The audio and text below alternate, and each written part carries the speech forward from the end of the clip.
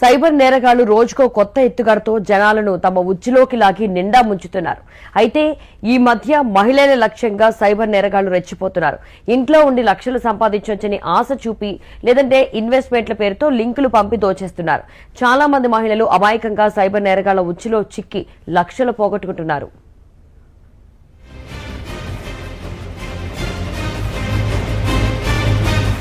Cyber crime ఇప్పుడు ప్రపంచ దేశాలను పట్టి పీడిస్తున్న అతి పెద్ద సమస్య. ఈ నేరగాళ్ల బారిన పడి ఎంతో మంది తీవ్రంగా నష్టపోతున్నారు.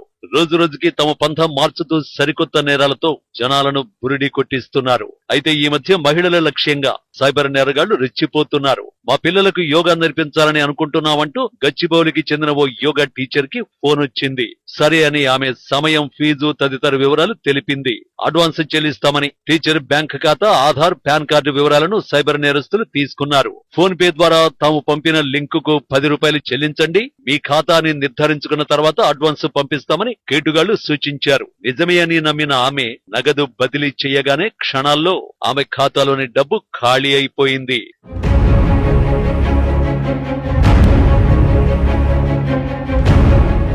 ఇంట్లోనే ఉంటూ నెలకు లక్షల్లో సంపాదించుకోండి అంటూ సైబర్ నేరస్తులు వల విసురుతున్నారు. నిజమేనని నమ్మి గృహిణులు చేతిలోని సొమ్ము, బ్యాంకు ఖాతాలో ఉన్న నగదును పోగొట్టుకుంటున్నారు. మహిళలు ఎక్కువగా ఉద్యోగం, వివాహం, ఆన్లైన్ ట్రేడింగ్ వంటి సైబర్ మోసాల బారిన పడుతున్నారని సైబర్ క్రైమ్ పోలీస్ స్టేషన్లలో ఈ తరహా కేసులు పెరిగిపోతున్నాయని పోలీసులు చెబుతున్నారు.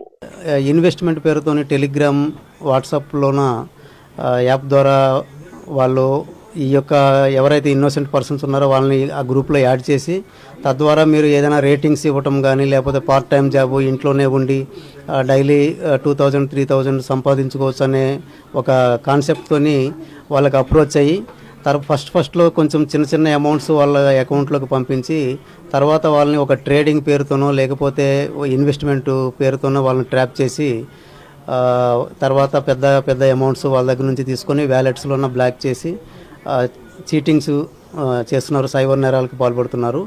నగరంలో కాస్ట్ ఆఫ్ లివింగ్ పెరిగింది. భార్యాభర్తలిద్దరూ సంపాదిస్తే తప్ప గడవని పరిస్థితి. తమ చదువు, విజ్ఞానానికి అనుగుణంగా గృహిణులు టైలరింగ్, బ్యూటీషియన్, బేకింగ్ వంటి ఉపాధి అంశాలను ఎంచుకోవడం సాధారణం. ఆన్లైన్ లావాదేవీలు పెరిగాక ఈ రంగాల్లో ఉపాధి, ఉద్యోగ అవకాశాలు పెరిగాయి. ట్యూషన్లు, సంగీతం, యోగా, నృత్యం, డిజిటల్ ప్రకటనలు, పెట్టుబడులు తదితర అంశాలను నగర మహిళలు ఉపాధిగా మలుచుకుంటున్నారు. ప్రతి నెల 10,000 నుంచి 40,000 వరకు సంపాదిస్తున్నారు. ఈ వెసులుబాటును సైబర్ నేరస్తులు తమకు అనుకూలంగా మలుచుకుంటున్నారు.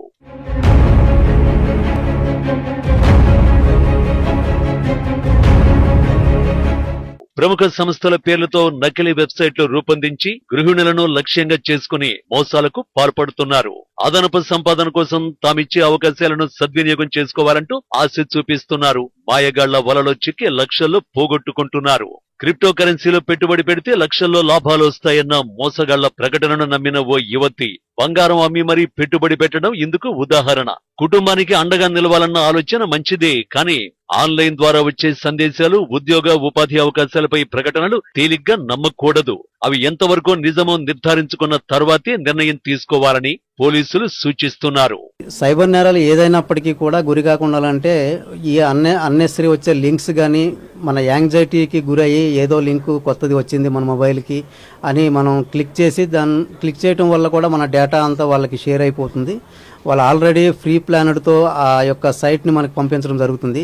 కాబట్టి మ్యాక్సిమం ఎటువంటి లింక్స్ అయినా కానీ అవాయిడ్ చేయడం మంచిది. మన నౌన్ పర్సన్స్, తెలిసిన వాళ్ళ ద్వారా ఏమైనా లింక్స్ మనకు వస్తే ఓకే, అన్నౌన్ పర్సన్స్ వస్తే మాత్రం ఎట్టి పరిస్థితుల్లో ఓపెన్ చేయకూడదు. అట్లాగే మనం ఏదైనా ఒక దీని గురించి సెర్చ్ చేసేటప్పుడు, వెబ్సైట్లో సెర్చ్ చేసినప్పుడు ఫస్ట్ తెలుసుకోవాలి. రిజిస్టర్డ్ పర్మనెంట్గా ఏదైనా ఒక కంపెనీ కావచ్చు, బ్రాండ్ కావచ్చు, ఏదైనా కావచ్చు, ఆ యొక్క పర్టికులర్ వెబ్సైట్ గురించి ఫస్ట్ తెలుసుకొని తర్వాత దాన్ని మనం సెర్చ్ చేస్తే బెటర్. ప్రస్తుతం ఏ వ్యాపార ప్రకటనలకైనా సోషల్ మీడియానే పదునైన ఆయుధం. రోడ్డుపై బండి నడిపే వారి నుంచి కార్పొరేటివ్ వ్యాపారాల వరకు ఇదే సూత్రం. దీనిని ఆసరాగా చేసుకుంటున్న సైబర్ నేరగాళ్లు తక్కువ ధరకు 1 గ్రామ్ గోల్డ్ ఆభరణాలు, బట్టలు, గృహోపకరణాలు విక్రయిస్తున్నామని ప్రకటనలు ఇస్తున్నారు. ఆయా ప్రకటనల కింద phone number, Google pay, phone pay నంబర్లు ఇస్తూ కేవలం వాట్సాప్ కాల్స్ లోనే మాట్లాడుతున్నారు. తక్కువ ధరకు ఇంటి వస్తువుల డెలివరీ చేస్తామనగానే చాలా మంది మహిళలు డబ్బులు చెల్లించేస్తున్నారు. డబ్బులు చెల్లించిన తర్వాత ఆయా వస్తువులు ఇంటికి రావడం లేదు. దీంతో తాము మోసపోయామని గుర్తిస్తున్నారు.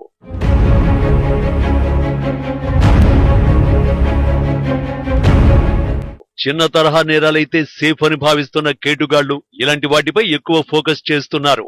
అయితే ఆన్లైన్ షాపింగ్, ఉద్యోగాల పేరుతో వచ్చే ప్రకటనలపై అప్రమత్తంగా ఉండాలని, ఓటీపీలు, బ్యాంక్ అకౌంట్ వివరాలు ఎట్టి పరిస్థితుల్లోనూ ఇతరులతో షేర్ చేసుకోవద్దని సూచిస్తున్నారు.